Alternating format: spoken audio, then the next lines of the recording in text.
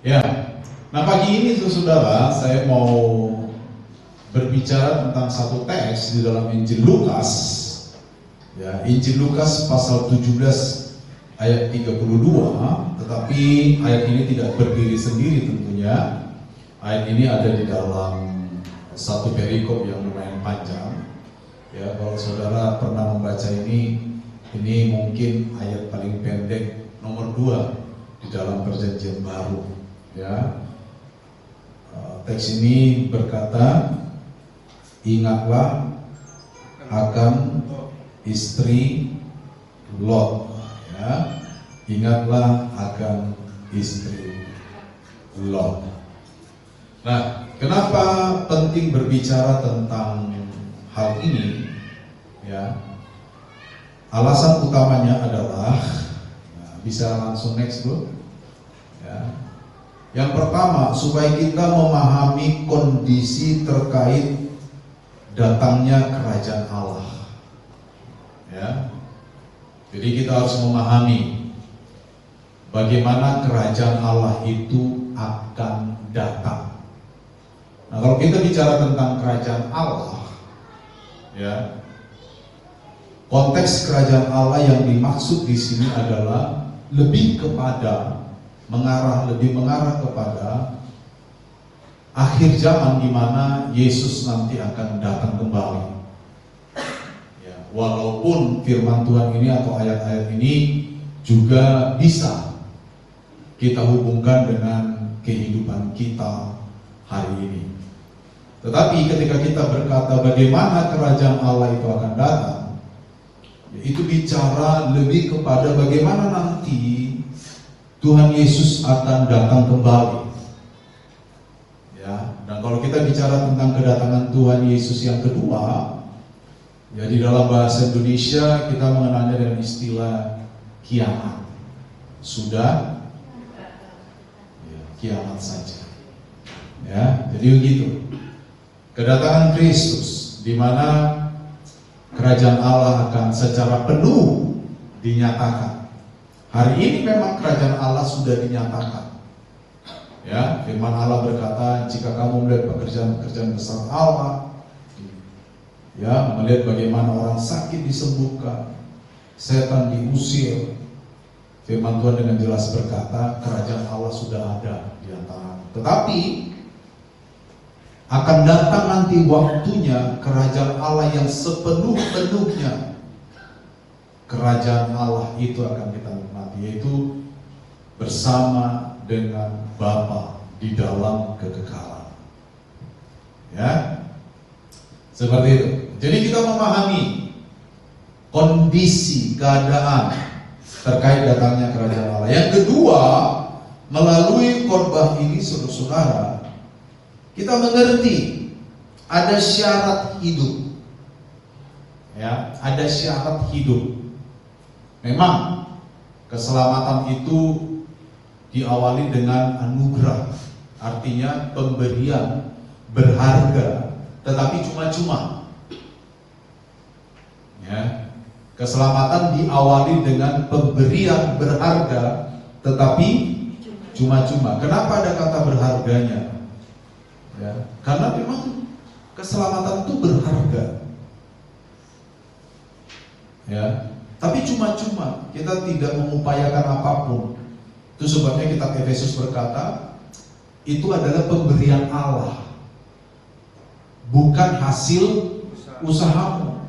Jangan seorang pun memegahkan diri atas keselamatan itu, tetapi berharga. Karena banyak orang menganggap keselamatan itu tidak berharga, karena cuma-cuma, karena pemberian gratis. Biasanya yang gratis itu banyak disalahartikan, betul? Ya kan? Tapi kalau kita beli sendiri, kita bayar, biar barangnya remeh, receh, kalau kita bayar, kita jaga, betul? Ya, tetapi ini pemberian gratis dari Allah, tetapi berharga. Ya, pada awalnya memang begitu, tetapi sementara kita menantikan waktunya Allah atau waktunya Tuhan datang kembali, ada syarat. Makanya Paulus di dalam Salah satu suratnya bilang apa di dalam kitab Filipi itu? Karena itu kerjakanlah keselamatanmu, dan kata yang ditulis di sana kerjakanlah itu seperti seperti kuli di pelabuhan, labor. Ya. Artinya kalau kuli di pelabuhan tuh gimana? Malas atau rajin? Kerja keras, memang harus sungguh-sungguh. Gitu loh. Jadi mengerjakan bukan berarti keselamatan itu kita raih dengan usaha kita, tapi kerjakanlah keselamatanmu, maksudnya adalah apa yang sudah Tuhan berikan kepadamu, jaga. Itu maksudnya. Jadi sementara kita menanti kerajaan Allah dinyatakan secara penuh, ingat ya, secara penuh. Karena sekarang kerajaan Allah sudah ada di antara kita, tapi belum penuh. Sementara kita menantikan kerajaan Allah dinyatakan secara penuh, maka ada syaratnya. Apa syaratnya? Ketaatan mutlak, taat mutlak. Ya.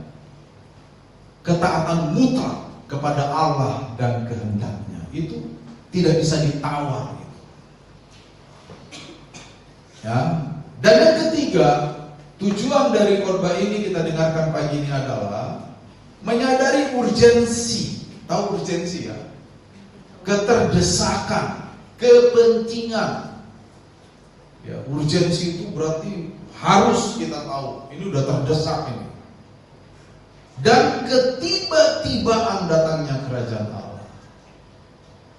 Kerajaan Allah itu datangnya tiba-tiba nanti, betul? Di bagian ayat lain di dalam Injil dikatakan seperti seorang pencuri yang datang. Ya, saya belum pernah melihat ada pencuri datang beritahu dulu, WA dulu tuan rumah, ya kan?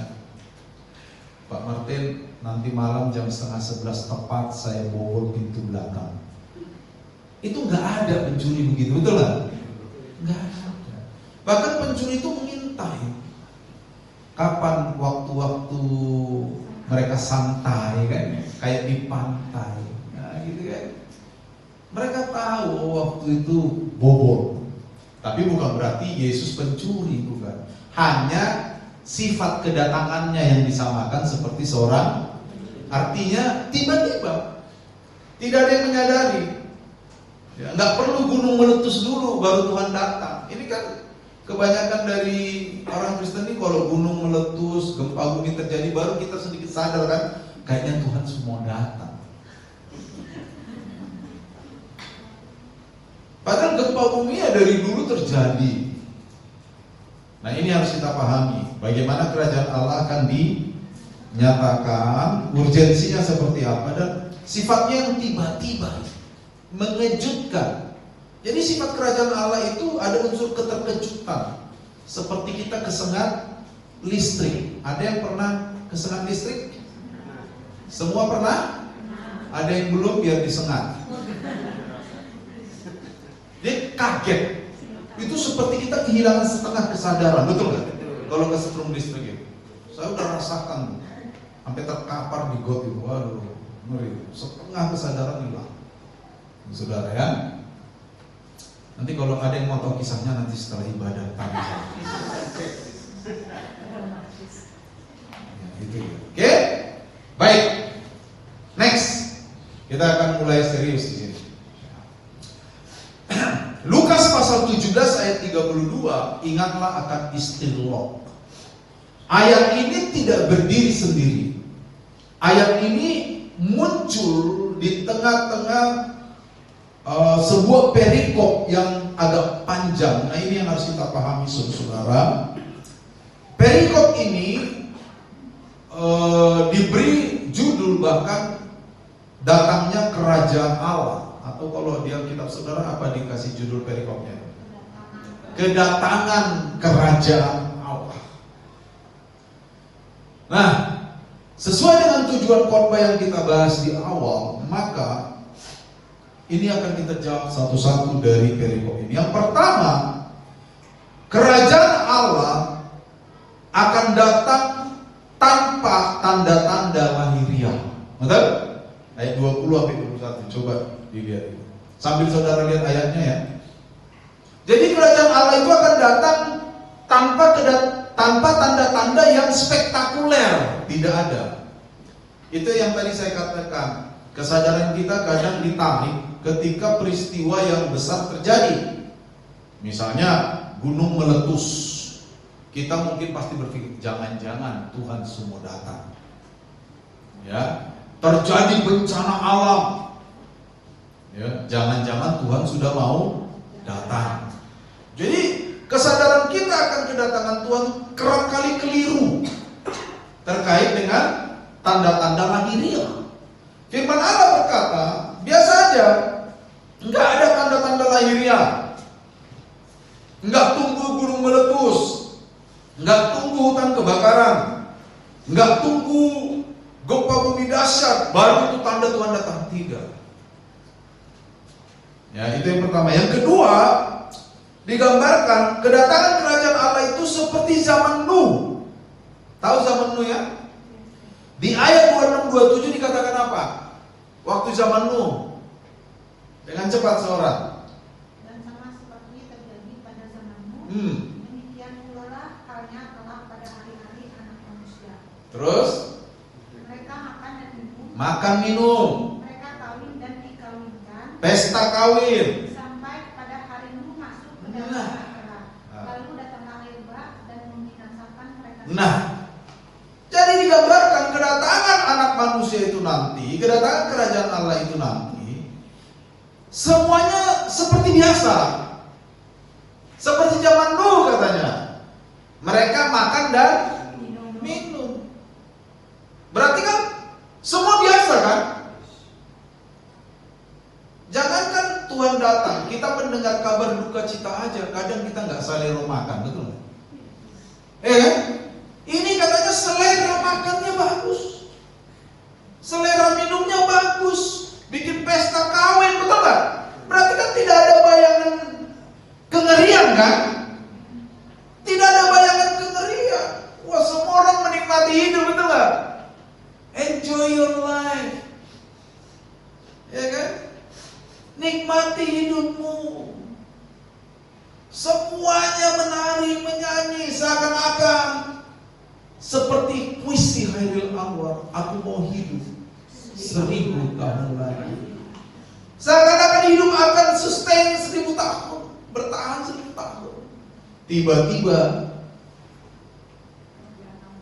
Nuh masuk ke bahtera, Tuhan suruh masuk dah, udah waktunya nih masuk Nuh.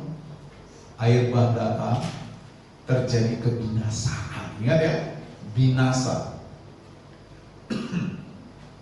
Itu. Jadi tidak ada tanda-tanda lahiriah. Semuanya berjalan seperti biasa saja. Ini bukan mulanya biasa saja. Memang dari awal biasa saja ini. Semua. Tidak ada kesadaran akan kengerian. Tiba-tiba Tuhan datang. Yang tinggal binasa, betul nggak? Yang binasa pada zaman dulu siapa? Siapa? Sebutkan namanya.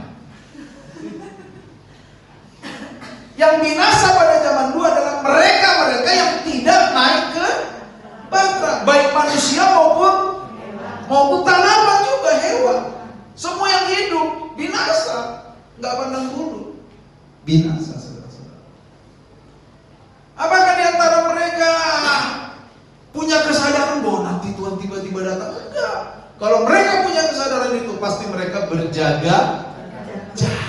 Makanya Injil itu berapa banyak itu dikatakan, karena itu berjaga, jagalah sebab kamu tidak tahu akan hora maupun hemera, akan jam maupun harinya. Enggak tahu. Ya. Jadi yang kedua, kedatangan anak manusia atau akhir zaman digambarkan seperti zaman Lot. Ayat 28 sampai 30, seorang membaca kencang. Demikian juga seperti yang terjadi di zaman Lot. Mereka makan dan minum, mereka membeli dan menjual, mereka menanam dan membangun. Tetapi pada hari Lot pergi keluar dari Sodom, turunlah hujan api dan hujan belerang dari langit dan membinasakan mereka semua. Makan, minum, ya kan? Apalagi nanam, betul nggak? Masih nanam mereka itu tuh gandum super kelas 1 premium. Masih nanam. Pesta, betul nggak? Semua mereka lakukan seakan-akan tidak ada bayangan kengerian, nggak ada. Semuanya terlintas dalam pikiran bahwa hidup akan baik-baik saja, ya kan? Hidup akan baik-baik saja. Tapi apa yang terjadi? Firman Tuhan mencatat, ketika Lot dan keluarganya keluar dari Sodom, Tuhan memerintahkan sulfur dan garam, ya kan? Belerang dan garam. Hujan itu, tahu hujan? Hujan air gimana? Pernah mandi hujan? Kalau mandi lulu sulfur, belerang, pernah? Tapi digambarkan seperti hujan, bayangkan, hujan sulfur dan garam. Makanya istilah jadi tiang garam, nggak jadi tiang cendol. Karena yang turun itu sulfur dan garam. Dan memang kondisi geografis waktu itu memang banyak, ya, karena itu seberang Sungai Yordan kalau saya nggak salah itu, dan itu banyak mengandung garam. Ya, itu dia. Tiba-tiba orang pesta, makan, minum, nanam, ya kan? Tiba-tiba, bes. Yang tidak keluar dari Sodom binasa, mati sama kayak Nuh tadi. Yang nggak masuk kapal mati. Biar itu hewan, tanaman, semua mati. Dan itu tanah nggak bisa pulih. Saudara kalau mau hancurin tanah, taburin garam di tanah, nggak akan tumbuh pohon apapun. Betul? Ada yang pernah bertani kan? Taburin aja tanah garam di tanah, nggak akan tumbuh itu, hancur itu tanah. Mau bayangkan hujan, garam turun, hujan sulfur. Hujan itu bukan sebongkah begini turun, udah seperti hujan, mati semua. Yang selamat hanya Lot dan keluarganya. Siapa aja itu? Lot, Nyonya Lot, 3 orang anaknya.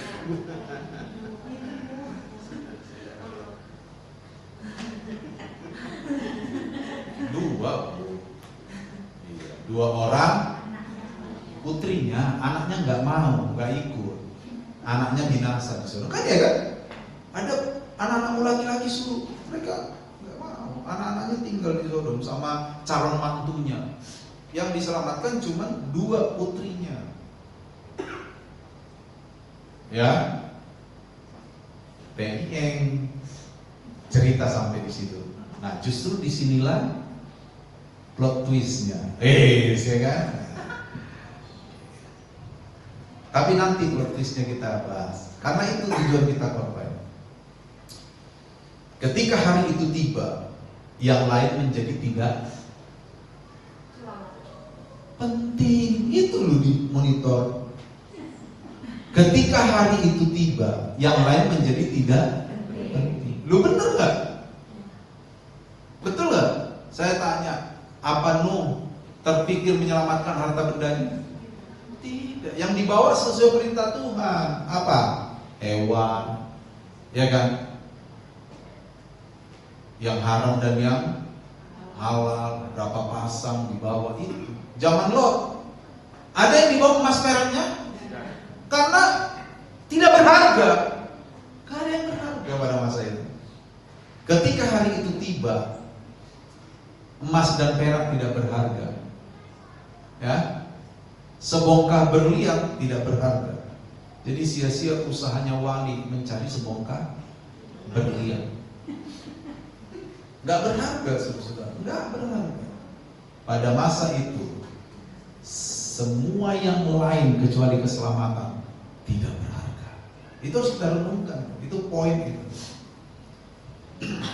Jadi ketika kita kerja, cari nafkah, harus tetap ingat masa-masa itu. Artinya carilah nafkah sekuat mungkin, carilah bekerjalah serajin mungkin, tapi jangan gara-gara bekerja dan mencari nafkah kita lupa kepada Tuhan. Itu maksudnya. Cocok? Aman? Karena pada masa itu tiba, sebanyak apapun harta benda yang kita dapatkan gak penting. Gak ada penting-penting. Ya. Nah, sejarah mencatat tentang istri Lot. Lalu Yesus berkata, ingatlah akan istri Lot. Pada waktu itu saudara-saudara, kisah istri Lot ini sudah diberitakan turun-temurun. Seperti kalau di Indonesia itu kisah maling kundang. Kalau kita bilang, oh maling kundang ini, semua orang udah tahu, betul nggak? Iya kan? Kalau ada anak terus ada orang tuh bilang, kamu jangan kayak maling kundang ya, itu nggak perlu dijelaskan, semua orang tahu, betul? Sama di zaman Yesus, kalau Yesus bilang ingat istri Lot, itu semua orang Yahudi udah tahu maknanya. Ya, bahkan bagi orang Yahudi, istri Lot itu sudah menjadi simbol ketidaktaatan. Ya, simbol dari keterikatan, jiwa yang terikat pada dunia. Itu bagi orang Yahudi pada waktu itu.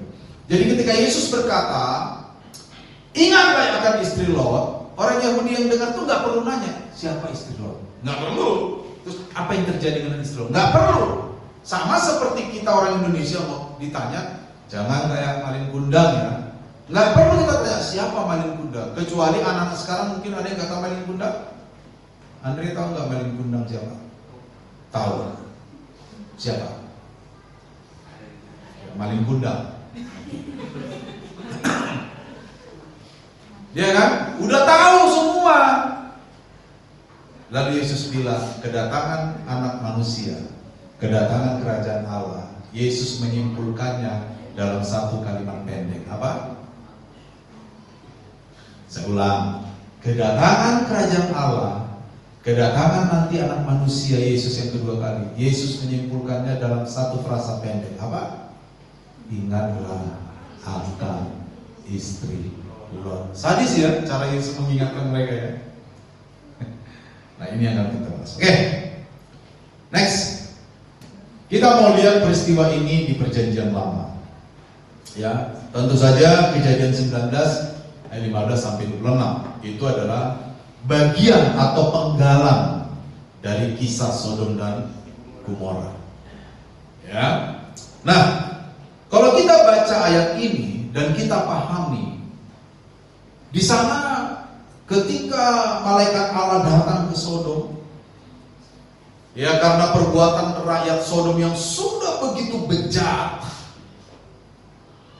ya, lalu malaikat Tuhan nyampe di sana, bahkan malaikat Allah pun dikerjain oleh orang Sodom, ya. Lalu melihat semua itu, Allah memutuskan akan menghancurkan Sodom dan juga Gomora. Itu dua kota yang berbeda ya. Ada 5 kota waktu itu di lembah Yordan itu. Ya, 2 dari 5 itu Sodom dan Gomora. Ya. Ketika Tuhan Allah mau menghancurkan Sodom dan Gomora, Tuhan Allah ingin menyelamatkan satu-satunya keluarga yang benar di sana. Karena kita yang mencatat kan, Lot hidup benar di hadapan Allah. Keluarga Lot. Singkat cerita, keluarga Lot diselamatkan. Anak laki-lakinya tetap bandel, calon menantunya tetap bandel, tinggalin aja. Jadi Lot, istri Lot, dan 2 anaknya itu keluar dari Sodom. Mereka dipastikan selamat. Tapi ada syarat. Nah, ini. Ya, ini nih, perhatikan. Ada syarat. Ya, kalau syarat ini harus kita ngomongin pelan tapi tegas supaya ingat. Syarat. Lot istri Lot, 2 putrinya dipastikan selamat. Tetapi ada ayat 17 bilang apa? Coba ayat 17 Kejadian 19. Sesudah kedua orang tua itu menuntun mereka sampai keluar, berkatalah seorang, larilah, selamatkanlah nyawamu, janganlah menoleh ke belakang. Jangan menoleh ke belakang. Cuman itu syaratnya. Ringan nggak? Ringan nggak itu? Jangan menoleh ke belakang. Pertanyaannya kan di belakang tuh ada apa kan? Kalau cuma 100.000 ya oke lah, nggak usah ditoleh lah. Persoalannya harta terpendam itu yang sudah diupayakan Lot semenjak dia berpisah dengan Abraham kan? Dia pilih lembah sungai Yordan yang subur, betul nggak? Masih ingat kisah itu? Abraham bilang, kau pilih mana Lot? Paman, makasih ya kasih saya kesempatan. Aku pilih nih lembah sungai Yordan nih. Bud, kau pilih yang subur-subur, kau kasih aku yang gersang. Lot bilang, siapa suruh? Apa kasih saya duluan? Dipilih lembah Yordan yang sangat subur. Zaman dulu tanah subur, harta terpendam. Kira-kira Lot ini kaya nggak di Sodom? Kaya kan? Pasti kaya. Saya juga berasumsi gitu, mesti kaya dia. Kalau kaya, emasnya ada nggak? Oh banyak. Perak, apalagi. Berlian, kecil. Jangankan sebongkah, berbongkah-bongkah. Jadi waktu malaikat Allah bilang jangan menoleh ke belakang, itu udah gampang. Iya, kalau yang ditoleh di belakang cuma uang 100.000 selembar, gampang. Ini yang ditoleh ini apa ini? Harta terpendam ini. Ya, pusaka yang sudah didapatkan selama puluhan tahun ini, kerja berat ini di Sodom ini. Lalu malaikat Allah bilang, tinggalkan semua, kalian pasti selamat. Betul kan? Kata tadi kan? Kalian selamat, pasti selamat udah. Tapi satu, jangan menoleh ke belakang. Nah, apa yang terjadi? Istri Lot berlari. Lot berlari. 2 anak perempuannya berlari. Sudah bisa bayangkan itu? Slow motion. Tiba-tiba di dalam pikiran istri Lot terjadi pergolakan. Dia lihat ke belakang. Jadilah dia tiang garam. Istri Lot yang tadinya sudah dipastikan selamat, tidak memenuhi syarat yang diberikan oleh malaikat Allah. Dia menjadi tiang garam. Saya mau jelaskan, kenapa sih kok cuma menoleh saja kok jadi tiang garam? Lalu saya mulai selidiki, apa sih menoleh ini? Saya bongkar-bongkar ya alat-alat yang ada di kamar saya itu di laptop. Saya mau tahu nuansa apa sih menoleh ini. Ternyata saudara, ketika saya pergi ke dalam bahasa Ibrani-nya, saudara, saya melihat bahwa kata kerja yang menyelimuti kata menoleh ini, ya dalam bahasa Ibrani itu kan kata kerja macam-macam ya. Sama dengan bahasa Ibrani, bahasa Arab mungkin ya. Kalau bahasa Indonesia enak ya, makan kemarin, hari ini, besok sama makan kan gitu ya. Nah, kata yang menyelimuti menoleh ini itu ada dalam bentuk tertentu, karena saya katakan pun sudah nggak ngerti gitu ya. Tetapi kata ini memberikan keterangan begini. Tindakan menoleh yang dilakukan oleh istri Lot itu adalah tindakan yang dilakukan berkali-kali,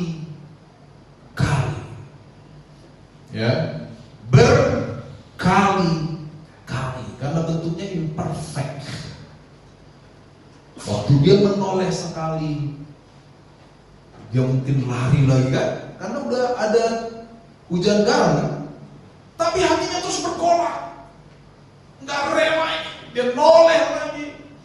Sayang betul, dia lari lagi. Dia kalah lagi, dia toleh lagi. Terus begitu. Ya. Terus seperti itu. Dan di dalam tindakan yang seperti ini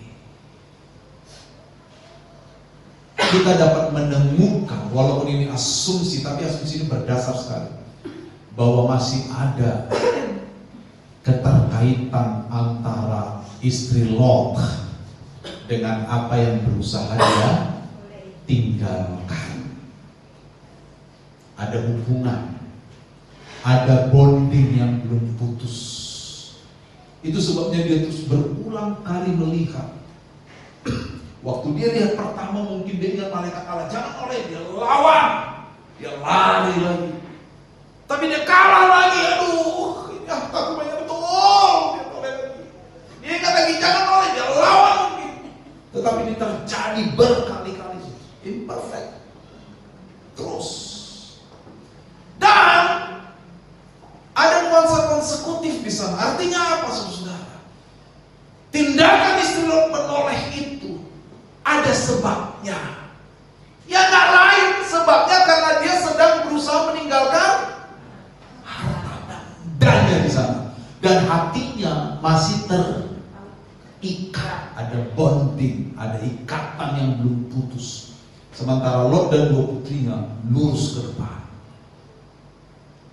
Saudara melihat di sana, lalu saudara, istri Lot tidak layak untuk keselamatan yang Tuhan tawarkan di depan saya. Apa akhirnya? Istri Lot menjadi tiang garam.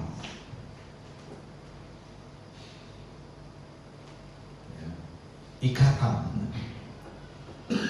Ini saya banyak dahak sebenarnya, sorry, nggak hilang-hilang. Ada ikatan. Kan tadi di atas saya sudah bilang, pada hari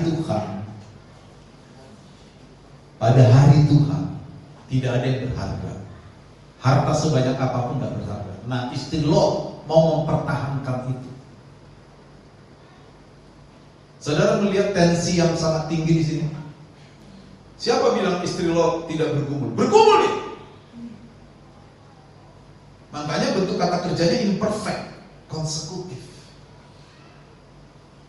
Dalam bahasa Ibrani, sesuatu peristiwa yang belum selesai dilakukan dan dilakukan lagi, terus berlangsung. Waktu dia noleh pertama, tapi ini bayangan saya, kalau ini didramatisir, dia menoleh sambil dia berlari. Dia ingat pesan malaikat, jangan noleh. Dia lawan, wah, dia tampar diri sendiri,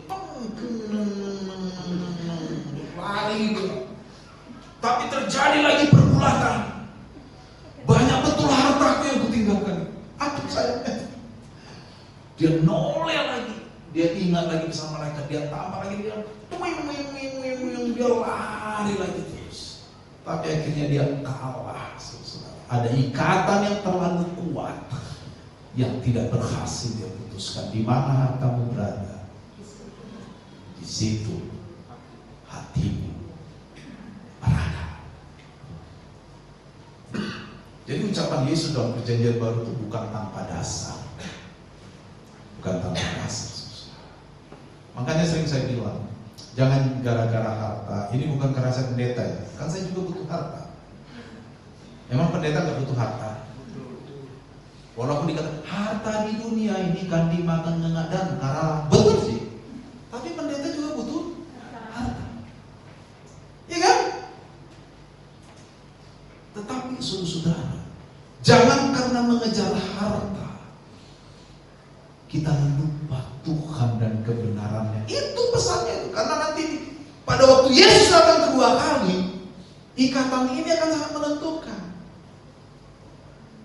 Ikatan ini akan sangat menentukan apakah kita layak untuk kerajaan Allah atau tidak. Makanya yang diambil contoh yang dijelaskan panjang itu istri Lot. Memang bergumul istri Lot. Siapa bilang istri Lot nggak bergumul? Menurut saya dia bergumul. Cuman Alkitab kan mencatatnya cuma singkat kan. Dia menoleh kan gitu kan. Cuman lain bahasa, lain pula cara kita melihat. Karena bahasa-bahasa tertentu itu punya keistimewaan tertentu. Seperti bahasa Ibrani ini punya keistimewaan tertentu. Dilihat dari kata kerjanya. Bahasa Yunani juga begitu. Ada perfect, ada imperfect, ada pluperfect, banyak macam-macam. Itu masa lalu banyak sekali. Dari situ kita bisa mendapatkan makna-makna yang berbeda. Jadi kalau kita baca memang hanya dalam bahasa Indonesia ya, kita cuma bisa menoleh jadi tenggar, kejam kali Tuhan ini. Namanya juga manusia. Masa cuma menoleh jadi tenggar? Tidak sederhana itu, Ferguson.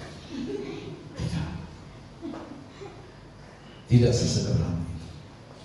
Ada ikatan yang dibangun oleh istri Lot kepada hartanya, dan ikatan itu melebihi ikatannya kepada Allah.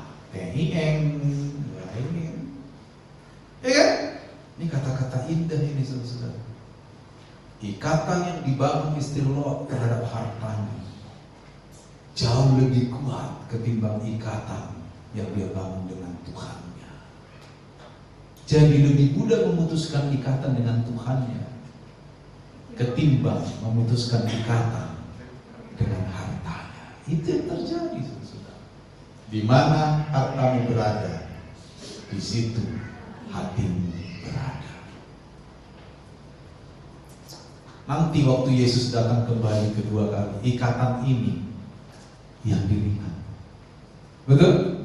Waktu orang kaya muda datang, guru yang baik, katakan kepada saya bagaimana saya bisa diselamatkan.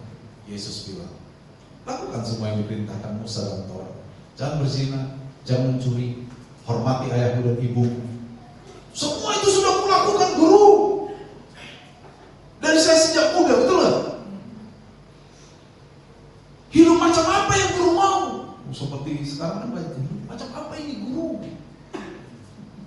Lalu Yesus bilang, satu lagi yang tinggal. Apa? Jual hartamu, berikan pada orang miskin. Alkitab dengan jelas berkata ada satu tensi yang berubah dari semangat sukacita menjadi tengeng. Dia langsung sedih. Kenapa?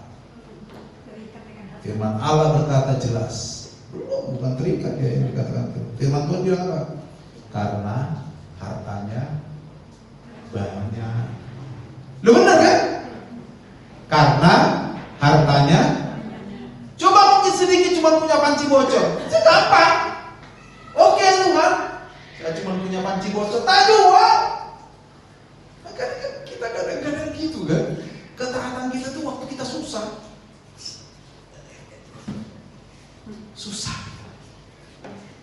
Ya kan? Haleluya. Tolong saya, hamba-Mu yang lemah dan tak berdaya. Kadang kita waktu kita menderita, ketaatan kita tuh meningkat levelnya, betul nggak? Kita berdoa, tiap malam kita berdoa. Baruch atah Adonai Melech haolam. Berdoa. Tahu artinya? Diberkatilah Engkau Tuhan Raja semesta alam. Begitu kita diberkati Tuhan, ya kan? Maaf Tuhan, orderan banyak. PNIM, ya. Tuhan kan mengerti. Hari Minggu kan masih banyak, tapi orderan ini Tuhan nggak bisa ditunda. Sayang kalau dilewatkan. Sayang.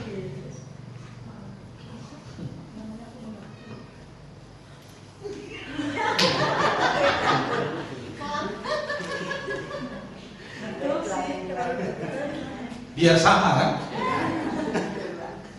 Makasih Om. Perhatian. Iya kan? Betul nggak? Maaf Tuhan, hari Minggu kan masih banyak ke depan. Tahun ini aja masih tersisa 19 hari.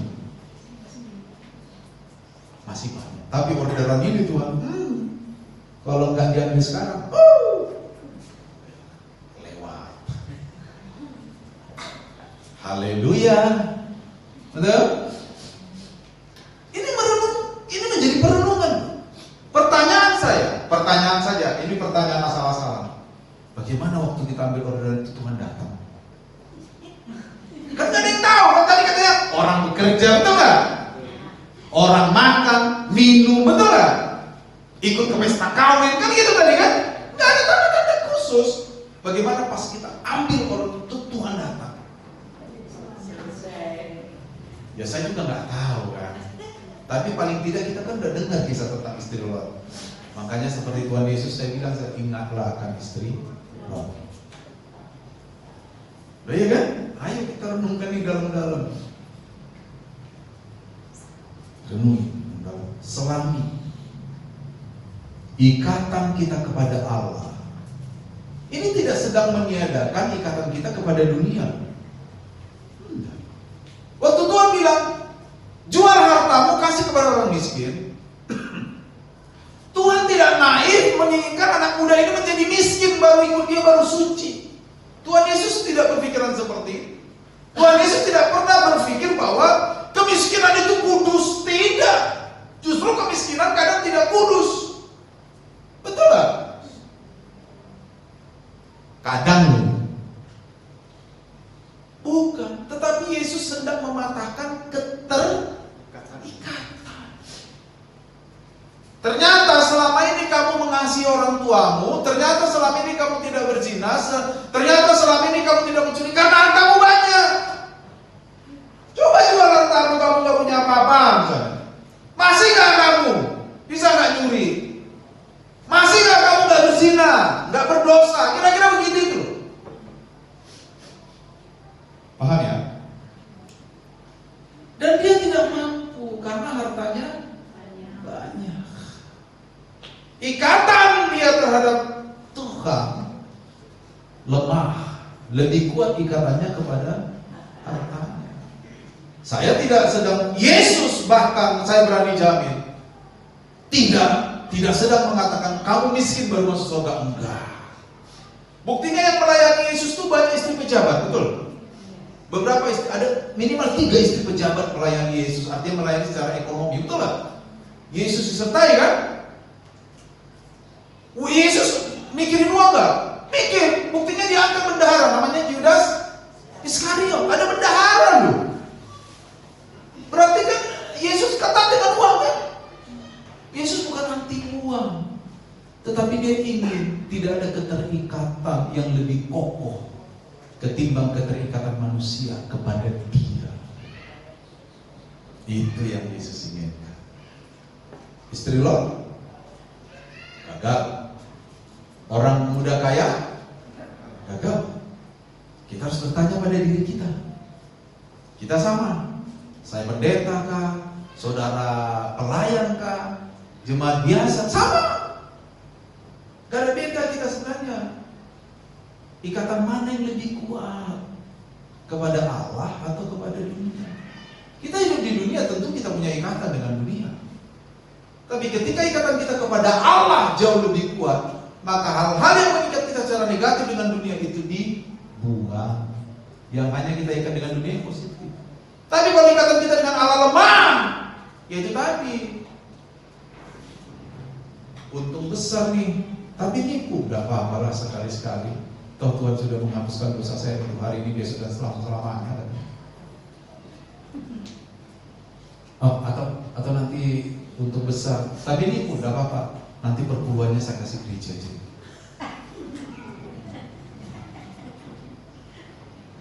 Hasil dari nipu. Makanya kalau saudara ngasih perpuluhan ke gereja, beritahu sumbernya ya. Soalnya kalau saya tahu sumbernya terus sumbernya nggak bagus, saya tolak sayang. Pak, kemarin saya korupsi. Ini perpuluhan. Aduh, kenapa ngomong? Karena kamu udah ngomong saya tolak. Karena korupsi kan. Kan nggak mungkin saya bilang, nggak apa-apa, udah dikuduskan kamu karena kamu kasih 10% untuk gereja. Masa gitu? Kan enggak kan? Ya nggak tahu yang lain ya. Kalau saya sih, saya tolak apa terima ya? Tolak. Ya kan? Itu sudah. Jadi ini bicara tentang apa? Keterikatan. Masih banyak ya. Adanya ketidaktaatan kepada Tuhan yang disengaja. Kenapa saya katakan disengaja? Ini bukan penghakiman. Ya karena tadi dari bentuk kata kerjanya. Itu dia. Saudara, kalau saya khotbah 15 menit lagi masih tahan? Masih, Pak. Oke, kita beralih dari Perjanjian Lama, Sodom dan Gomora, ke membaca Injil Lukas. Ini kan di Injil Lukas kan? Next book. Injil Lukas. Ya. Kita ke Injil Lukas. Saudara, Injil Lukas itu ditulis tahun 80-an. Kan ini kan kisah ini di Injil Lukas 17. Berarti kan pendengarnya orang-orang Yahudi. Betul nggak? Cuman Yesus mengutip kisah dari Perjanjian Lama, dari Tanak, dari kitab Taurat, Kejadian. Tapi yang mendengarkan Yesus ngomong siapa? Orang Yahudi. Injil Lukas ini ditulis sekitar tahun 80. Tahun 80 itu setelah kehancuran Bait Suci. Tahun 70 itu Bait Suci dihancurkan, Bait Suci kedua. Bait Suci dibangun oleh Raja Salomo di abad ke-9 sampai ke-10 sebelum Masehi. Lalu tahun 585 sebelum Masehi dihancurkan oleh Nebukadnezar. Ketika Nebukadnezar menginvasi Yerusalem, dihancurkan. Nebukadnezar mengangkat orang-orang cerdas, orang pintar, dibawa ke Babel. Namanya diganti, budayanya diganti. Memang zaman dulu gitu. Kalau bangsa melawan bangsa ditaklukkan, semua diganti. Ya kan? Daniel kan namanya diganti kan? Jadi Belshazzar kan? Sadrak, Mesak dan Abednego itu kan bahasa Babel, bukan bahasa Ibrani. Diganti semua namanya, betul nggak? Diganti.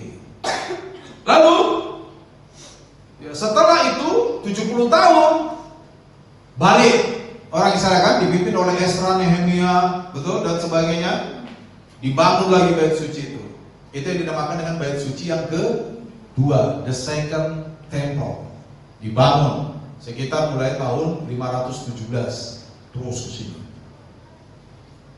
Ya, lalu 400 tahun kemudian Herodes memugar Bait Suci itu, mau ambil hati orang Yahudi. Herodes ini kan prokurator pemerintah yang diangkat oleh pemerintah Romawi, diangkat di sana. Nah, untuk mengambil hati ini orang Yahudi, ya, tak pugarlah Bait Sucimu. Indah, megah, luas sekali.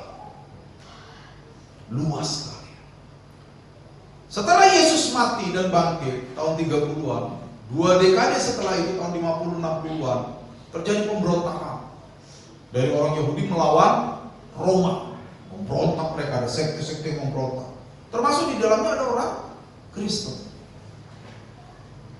Lalu Roma tidak tinggal diam, ditumpas lagi semua, ditumpas-tumpas. Singkat cerita, tahun 70, seorang jenderal, ini anak jenderal juga dia, yang bernama Jenderal Titus, diutus ke Yerusalem. Hancurkan Yerusalem, hancurkan. Tapi sebelum tahun 70, tahun 66, ada informasi kepada orang-orang Kristen, Yerusalem akan dihancurkan. Mereka ingat perkataan Yesus, apabila Yerusalem ini akan dihancurkan, larilah ke gunung. Betul lah, dengar itu kan? Larilah. Lalu tahun 66, orang-orang Kristen lari menyingkir semua. Banyak mereka yang pergi ke satu tempat yang namanya Pella. Di mana itu Pella, nanti searching sendiri. Pella. 4 tahun sebelum Yerusalem dihancurkan. Lalu tahun 70, Jenderal Titus datang melanjutkan invasi bapaknya, karena bapaknya sedang ada pemilu di Roma. Titus datang, dihancurkan semua Yerusalem. Tadinya Titus ini bilang bait suci jangan dihancurkan, karena walaupun itu bait suci orang Yahudi, kita sangat menghormati. Tapi tentaranya nggak mau tahu. Bandel nih orang Yahudi ini, memberontak aja katanya, hancurin, waduh. Kita Jenderal Titus nggak didengar, dia hancurin bait suci, begitu maksud. Dia hancur, dibakar. Itu tepat jam 3 sore, bait suci dibakar habis. Tepat jam 3 sore. Dari mana tahu? Baca kitab sejarah. Banyak tulisan-tulisan, ya, Christian historical. Saya punya banyak data. Ya, dibakar. Lalu setelah bait suci dibakar, orang-orang Yahudi berpencar ke semua tempat, lari tunggang-langgang. Gak tahu. Wah, itu merupakan peristiwa kengerian bagi mereka. Tetapi di antara bait suci itu ada satu tembok yang tersisa. Ya, namanya tembok barat, bagian barat. Ya, kan tembok itu ada 4 kan, barat, timur, utara, selatan, bait suci kan. Tadinya tembok barat itu panjangnya hampir 500 meter, tapi setelah dibakar sekarang tersisa 60 meter. Saudara yang udah pernah ke sana, nah ya kan, itu 60 meter sekarang sisanya. Nah, tembok barat itu yang sekarang disebut sebagai tembok ratapan. Dalam bahasa Ibrani disebut Hakotel Hama Arafi. Ya, tembok ratapan. Sebenarnya dalam Hakotel Hama Arafi itu artinya tembok bagian barat. Tapi orang-orang di luar orang Yahudi ngejek orang Yahudi. Lihat mereka meratap tuh, antukin kepala tuh. Nah, sampai sekarang tembok itu disebut tembok ratapan. Ya, orang Arab bilang Haid al-Mabkar, tembok menangis, tembok meratap. Ya, jadi sampai sekarang. Jadi peristiwa itu nggak hilang di pikiran orang Yahudi. Ibarat kita mengenang tahun 98. Ada yang masih ingat tahun 98? Siapa yang ingat betul peristiwa 98? Anak-anak muda sekarang nggak ingat tuh. Hanya joblosnya yang lain. Ada yang ingat tahun 98 yang terjadi? Iya, kudeta betul. Ingat waktu tontonan di TV itu semua ada? Saya bahkan mengalami lewat dari kampus kami. Saya dikorbankan sama teman saya, udah mati sekarang, udah meninggal dia, pendeta juga. Ditaruh kami paling depan karena masih semester 1. Katanya kalau mati juga nggak apa-apa. Masih semester 1. Dikasih tahu senjata kami apa? Arit satu-satu. Tapi Tuhan kau pasukan lewat dulu. Terjadi kengerian, betul? Ini bukan isu. Kita bisa baca pemerkosaan terjadi, betul? Penghancuran, pengeroyokan, showroom mobil dirampas, betul? Wah, Jakarta membara, penculikan aktivis waktu itu luar biasa. Artinya bagi orang Indonesia, peristiwa 98 walaupun itu sudah terjadi 28 tahun yang lalu, masih seger diingatan. Apalagi ini baru 5-10 tahun yang lalu kan? Betul? Lukas mengingatkan orang Yahudi. Kamu ingat waktu peristiwa tahun 70? Ingat bagaimana kebanggaanmu itu harus hancur. Bagaimana bait suci yang kamu bangga-banggakan itu hancur dan kalian tidak berdaya. Karena apa? Kehancuran itu akan datang tiba-tiba. Apa yang kalian bisa kerjakan ketika Jenderal Titus menghancurkan? Gak ada. Masih ingat kan peristiwa itu? Kira-kira Lukas itu sedang gituin orang Yahudi itu loh. Masih ingat gak? Masih ingat gak? Begitulah kira-kira nanti kerajaan Allah akan datang. Tiba-tiba. Kalian harus berani memutuskan. Seperti orang-orang Yahudi waktu diserbu, mereka lari tunggang-langgang kemana-mana. Gak bertahan di situ. Kalian harus berani melakukan pemisahan yang tiba-tiba dengan apa yang kalian kasih loh. Yang kalian terikat di orang Yahudi itu cinta betul bait Allah. Jangan sentuh bait Allah mereka. Oh, beda sama kita sekarang gereja, betul nggak? Kalau saat kita ke gereja kan makan permen, buang aja ke lantai gereja, ya kan?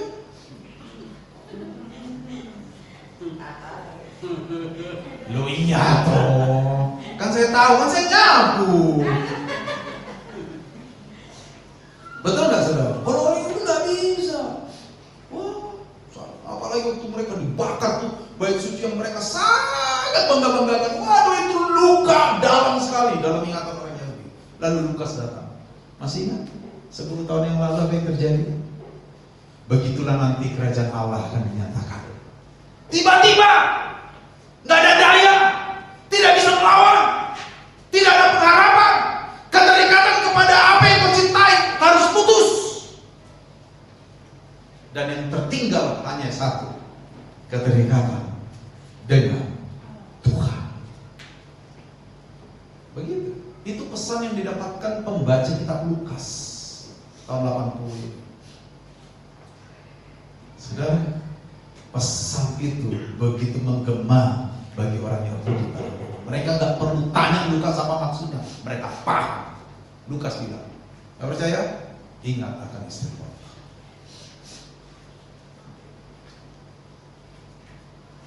Kalian gak akan berdaya menghadapi masa itu, kata Lukas. Iya kan? Coba mulai ayat berapa? Yang ayat 35. Seorang baca ayat 35. Ayat 35. Iya, Lukas 17 tadi. Ada 2 orang perempuan bersama-sama menghilang. Menghilang ya? Seorang akan dibawa dan yang lain akan ditinggalkan. Ini pemisahan yang tiba-tiba, saudara. Zaman dulu perempuan kalau numbuk gandum itu dikilang namanya, diputer-puter tunggu kayak kita lesung zaman dulu, tapi bukan persis. Berarti kan 2 orang ini kan bestie, betul nggak? Bestie kan? Sambil ngobrol tetangga sebelah mereka ngilang. Tiba-tiba yang satu dibawa, yang satu tinggal. Ini kan keterpisahan yang tiba-tiba. Ayat 34 coba. Satu orang yang lain dengan cepat. Aku berkata kepadamu, pada malam itu ada 2 orang di atas satu tempat tidur, yang seorang akan dibawa dan yang lain akan ditinggal. Siapa itu? Pasangan suami istri. Bukan pasangan selingkuh ini kan? Dua-duanya mati. Pasti suami istri, betul nggak? Yang satu diambil, yang satu gimana? Suami istri kan bestie kan? Satu diambil, satu tinggal. Itu kan keterpisahan yang tiba-tiba sekali. Ayat 36. Kalau ada 2 orang di ladang, yang seorang akan dibawa dan yang lain akan di ladang nggak mungkin orang asing. Pasti kerabat dekat. Mereka kerjakan ladang. Kemungkinan suami istri kerja di ladang. Yang satu diambil, yang satu di keterpisahan yang tiba-tiba. Lukas sedang berkata kepada orang Yahudi waktu itu, semua yang terjadi pada waktu kerajaan Allah dinyatakan itu semata-mata peristiwa yang mengejutkan. Tidak ada tanda-tanda, tapi mengejutkan. Suami istri habis sharing tentang masalah keluarga, tiba-tiba satu diambil, satu di. Jadi bukan berarti suami istri harus ada yang tinggal, bukan. Nanti jangan siapa lagi kita yang tinggal nanti ya, bukan begitu. Ini maksudnya sedekat apapun hubungan manusia itu tidak bisa saling membawa. Suami-suami perhatikan ini, engkau nggak bisa nebeng istrimu ke surga. Istri juga begitu, nggak boleh gandengan.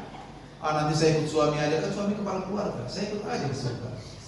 Nggak bisa, cukup truk yang gandengan. Ke surga nggak bisa gandengan. Sendiri-sendiri. 2 orang di tempat tidur, satu diambil, satu tinggal. 2 orang ditinggi dengan gandum, satu diambil, satu tinggal. 2 orang di ladang, satu diambil, satu tinggal. Ini keterpisahan yang tiba-tiba. Kerajaan Allah itu sifatnya begitu. Nggak ada yang bisa kita kerjakan soal itu. Makanya pesannya jelas. Di Injil Matius 25, karena itu berjaga. Ingatlah akan istri Lot. Dalam Lukas ini poinnya. Jadi kornya ini, ingatlah akan istri Lot. Jangan gara-gara yang lain ikatanku dengan Tuhan rapuh. Ya contohnya yang tadi saya ngomong pas tengah-tengah tadi kan. Jangan gara-gara pekerjaan ikatanmu dengan Allah rapuh. Kerja boleh? Boleh. Iya kan? Siapa bilang larang kerja? Tapi jangan gara-gara kerja ikatanmu dengan Tuhan rapuh. harus lebih kuat ikatan kita dengan Allah ketimbang ikatan kita dengan semua yang ada di sekeliling kita. Bahkan antara suami dan istri. Dipisahkan nggak? Bisa. Ya kan? Habis. Habis, saudara. Pertanyaan terakhir itu, apakah masih ada Sodom dan Gomora? Next, 2 kali. Sekali lagi. Apakah masih ada Sodom dan Gomora dalam hidup kita? Itu pertanyaan. Apakah masih ada ikatan yang melebihi ikatan kita dengan Tuhan? Tuhan memberkati kita ya. Ini waktunya udah lama sekali. Ya, 1 jam lebih saya khotbah. Baru kali ini sepanjang hidup saya khotbah 1 jam lebih. Ya, mudah-mudahan saudara nggak bosan. Tuhan. Mari kita renungkan ini ya. Selesai khotbah bukan berarti selesai. Ya. Biarkan Roh Kudus bekerja dalam pikiran kita. Bilang Tuhan, aku mau terikat kepadamu lebih daripada aku terikat kepada yang lain. Itu aja nih. Mari kita berdoa bersama-sama.